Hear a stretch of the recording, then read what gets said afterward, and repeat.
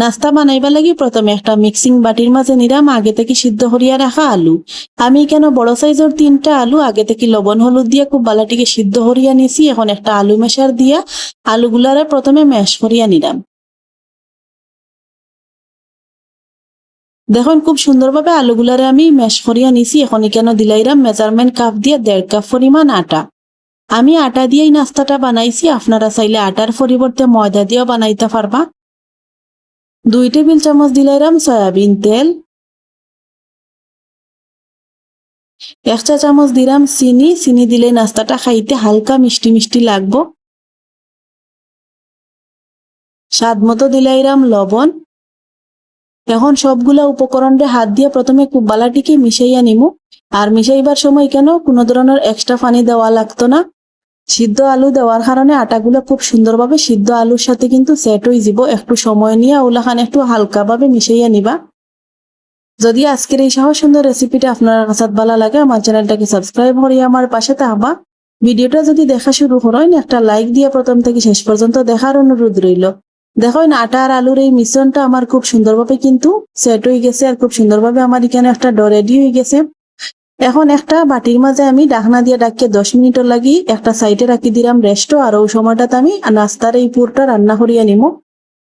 নাস্তার পুর রান্না করার লাগি চুলার উপরে আগে থেকে একটা প্যান বইয়া নিছি। আর প্যানের মাঝে দিয়ে দিছি আগে 1 টেবিল চামচ সয়াবিন তেল। তেল হালকা গরম হয়ে আইলে কেন দিছি সামান্য পরিমাণে আস্তা জিরা আর দিছি বেশ কিছুটা পেঁয়াজ কুচি, তারপরে দিলাম কাঁচামরিচ কুচি। এখন সবগুলো উপকরণে তেলের সাথে হালকা একটু মিশাইয়া একটু ভাজা ভাজা করিয়া নিলাম। আটা আর আলুর এই নাস্তাটা আপনারা যদি প্রথম থেকে শেষ পর্যন্ত দেখেন তাইলে বুঝতে পারবা কতটা সহজ বানানি।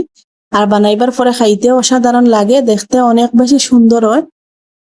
দেখুন পেঁয়াজগুলো আমার মোটামুটি ভাজা হয়ে গেলে এখন আমি কেন দিলাইরাম কিছুটা গাজর কুচি, তারপরে দিলাম আলু কুচি, তারপরে দিলাম বরবটি কুচি। আমার হাতের কাছে যা সবজি আসলো তা দিয়ে আমি এই নাস্তার পুরটা বানাইয়া নিছি। তবে আপনারা চাইলে চিকেন অথবা ডিম কিংবা আমার মতো উল্লাখান আলু আর মিক্স সবজি দিয়ে নাস্তাটা বানাইতে পারবা। স্বাদ মতো লবণ দিয়া সবগুলা উপকরণে মিশিয়ে নিলাম। আর একটু হালকা তেলের মাঝে বাজিয়ে নিমু সবজিগুলারে যাতে কাঁচা গন্ধ না থাকে।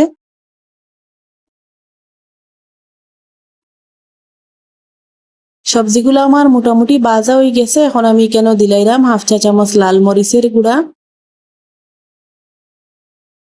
1/2 চা চামচ দিলাম হলুদের গুঁড়া, 1/2 চা চামচ দিলাম চাট মশলা। চাট মশলা যদি হাতের কাছে না থাকে আপনারা এই কেন ভাজা জিরার গুঁড়াও দিতে পারবা। এখন মশলার সাথে সবগুলা সবজিরে আবারও খুব বালাটিকে মিশিয়ে নিলাম। ইলাখান সবজি যদি রান্না করা হয় বাচ্চারা অনেক বেশি পছন্দ করে। রুটি পরোটার সাথেও চাইলে আপনারা ইলাখান সবজি রান্না করিয়া পরিবেশন করতে পারবা, অথবা আমার মতো ইলাখান আজকে যে নাস্তাটা বানাইছি ও নাস্তার পুরো রান্না করিয়া নিতে পারবা। এখন দিলেরাম আগে থেকে সিদ্ধ করিয়া নিছি একটা ডিম। ডিমটারে একটু ইলাখান ছোট ছোট করে কুচি করিয়া নিছি। তারপরে দিলাম ধনিয়া পাতা কুচি। এমনিতেই বাচ্চারা দেখবা সবজি খাইতে পছন্দ করে না, যদি ওগুলাখান একটু মিক্স সবজি রান্না করিয়া যে কোনো নাস্তা বানাইয়া দেওয়া হয় তবে তারা কিন্তু অনেক পছন্দ করে আর খুব সুন্দরভাবে কিন্তু খায়।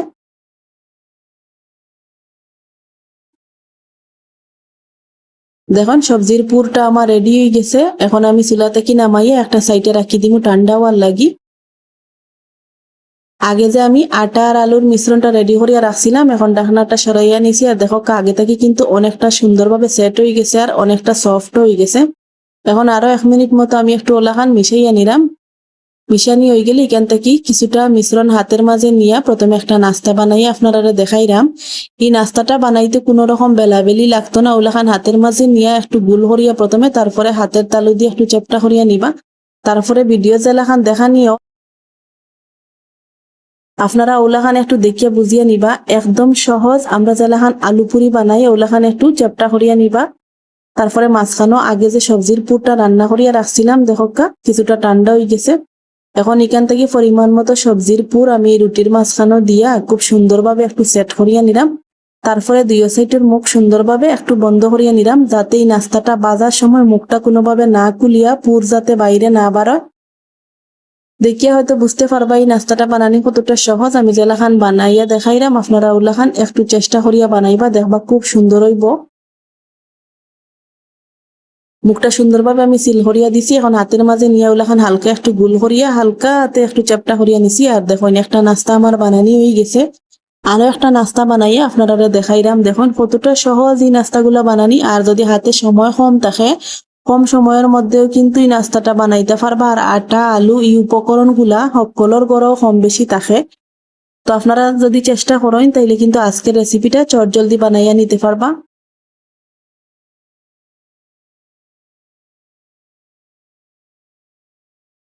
ভিতরে মিক্স সবজির পুর দেওয়ার কারণে এই নাস্তাটা খাইতে আরো বেশি অসাধারণ লাগে।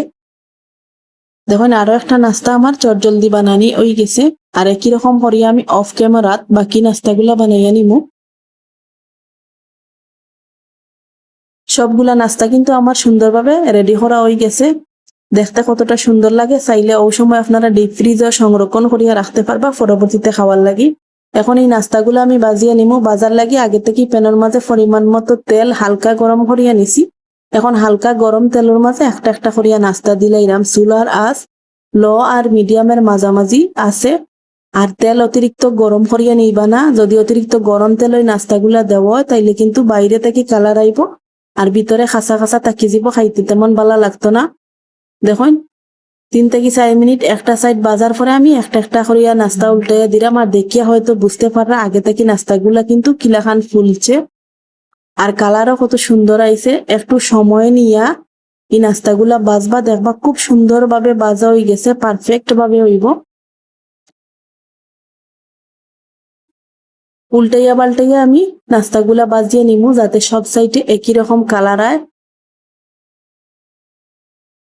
ইলাখান যদি মজাদার নাস্তা বানাইয়া যদি আপনারা টেবিলে রাখুন তাইলে কিন্তু দেখবা বড় থেকে ছোট সবে কিন্তু অনেক বেশি পছন্দ করব।